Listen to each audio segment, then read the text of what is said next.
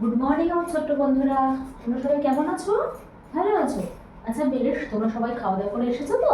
আর mid day মিলও হয়ে গেছে। তোমরা মিড ডে মিলে কি খেয়েছো আজকে? খিচুড়ি। আচ্ছা, কেউ বাড়ির থেকে আজকে আমি বোর্ডে যেটা আঁকছি সেটা খেয়ে এসেছো কিনা আমায় বলবে, কেমন? আমি কি আঁকছি তোমরা ভালো করে দেখো। বলো তো এটা কি আঁকছি? ভেরি গুড, এটা একটা মাছের ছবি আঁকলাম, তাই না? আচ্ছা, তোমরা আজকে কেউ মাছ খেয়ে এসেছো?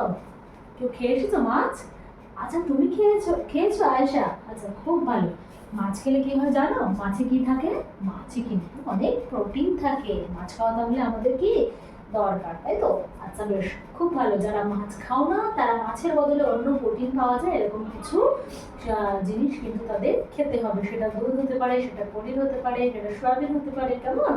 এবার দেখো, আজকে কিন্তু আমরা এই মাছ নিয়ে আলোচনা করবো। তাহলে আমাদের আজকের পাঠ নানান রকম মাছ। নানান রকম মাছ আমাদের আজকের পাঠের নাম। তাহলে আজকে আমরা মাছ সম্বন্ধে জানবো। আচ্ছা বলো তো, তোমরা পুকুর দেখেছো না? দেখেছো তো? আচ্ছা, পুকুরে কি থাকে? ঠিক বলেছো, পুকুরে কিন্তু মাছ থাকে। আর ব্যাঙও থাকে, সাপও থাকে, কিন্তু কোনো কোনো পুকুরে মাছ চাষ করা হয়। তোমরা এটা জানো? আচ্ছা বেশ, তোমরা সাধারণত বাজারে গেলে দেখবে, কে কে বাজারে গেছো হাত তোলো। আচ্ছা রোহান, তুমি গেছো কার সাথে? বাবার সাথে। সেখানে কি কি মাছ দেখেছো?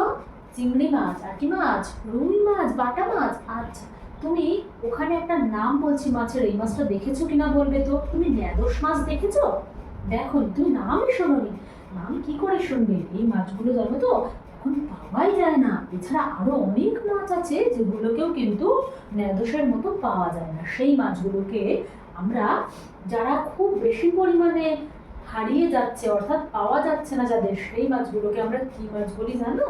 সেই মাছগুলোকে আমরা বলি লুপ্তপ্রায় মাছ। লুপ্ত মানে কি জানো? লুপ্ত মানে হচ্ছে হারিয়ে যাওয়া বা নিখোঁজ হয়ে যাওয়া। এই মাছগুলোকে আমরা কি মাছ বলি? লুপ্তপ্রায় মাছ। দেখো আমি লিখে দিচ্ছি, যেই মাছগুলো কি খুব কম পরিমাণে আছে সেগুলো হচ্ছে লুপ্তপ্রায় মাছ। আচ্ছা, লুপ্তপ্রায় মাছ মানে যেগুলো খুব কম পরিমাণে আছে।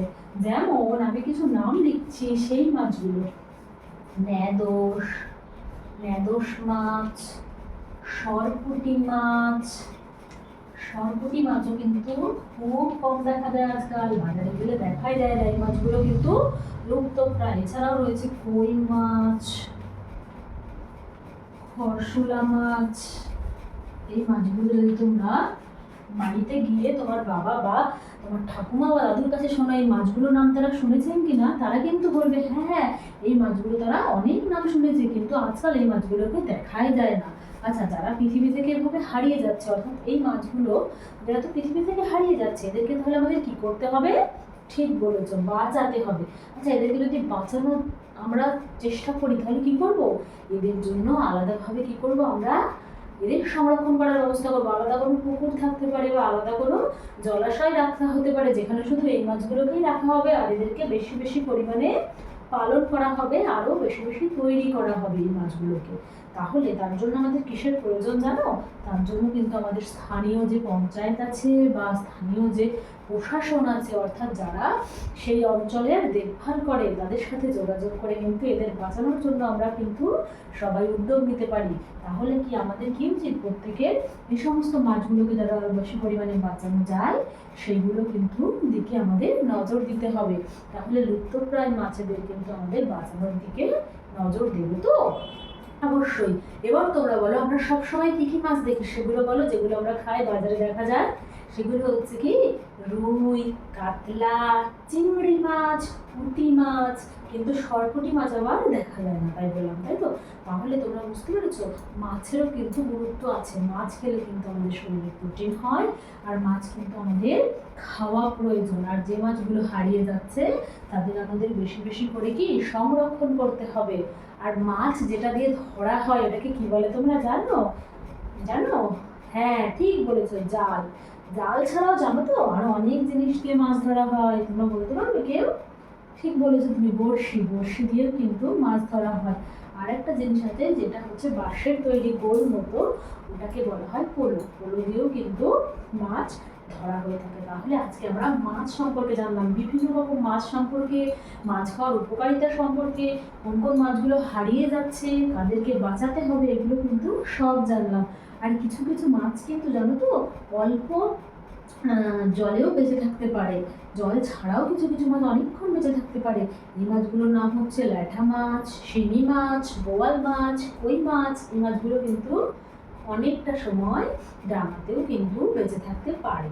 তাহলে আজকে আমরা এটুকুই শিখলাম, তাহলে পরের দিন আমরা অন্য কিছু শিখবো।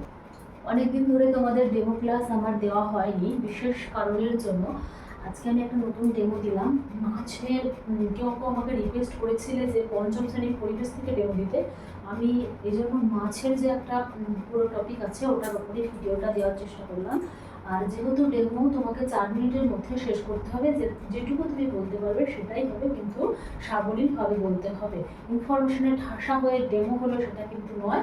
তোমার অ্যাপিয়ারেন্স কীরকম, তুমি মনোভাব কীরকম করছো, তুমি কেমন বোঝাচ্ছ, বাচ্চাদের কীভাবে তোমার পড়ার মধ্যে ওতপ্রোতভাবে জড়িয়ে নিচ্ছ, অ্যাক্টিভিটি কীভাবে করছো, বাচ্চাদের উৎসাহ কীভাবে করছো, সবটা কিন্তু দেখা হবে। তুমি কতটা তথ্য দিলে এটা কিন্তু মেন বিষয় নয়। আর দেখতেই পাচ্ছ পশ্চিমবঙ্গে যে কী অরাজকতা চলছে, এর মধ্যে খুব বাজে পরিস্থিতির মধ্যে দিয়ে আমরা যাচ্ছি। কোনো নিশ্চয়তা নেই, কোনো ভবিষ্যৎ নেই, তবুও চালিয়ে যেতে হবে প্রিপারেশান। কিচ্ছু করার নেই, কারণ আমরা এই একটা এরকম অবস্থার মধ্যে দিয়ে যাচ্ছি যার জন্য কিন্তু কে কাকে দায়ী করবো কিছু বুঝতে পারছি না। যারা ক্ষমতায় আছেন, শাসক দল, যারা তো দলের মধ্যে শাসন করছেন, আমরাই তার ফাঁকে পড়ে যাচ্ছি। তবু তুমি ভালো মতো প্রিপারেশন নেওয়ার চেষ্টা করো। আর চাইলে শুধুমাত্র একটা দিকে পড়ে থাকো না, বাকি দিকগুলো কিন্তু রাস্তা খোলা যেগুলো আছে সেগুলোতেও কিন্তু তোমরা একটু এগিয়ে যাওয়ার চেষ্টা করো ভবিষ্যতে কিন্তু। তাহলে তোমাদের কোনো টেনশন করতে হবে না।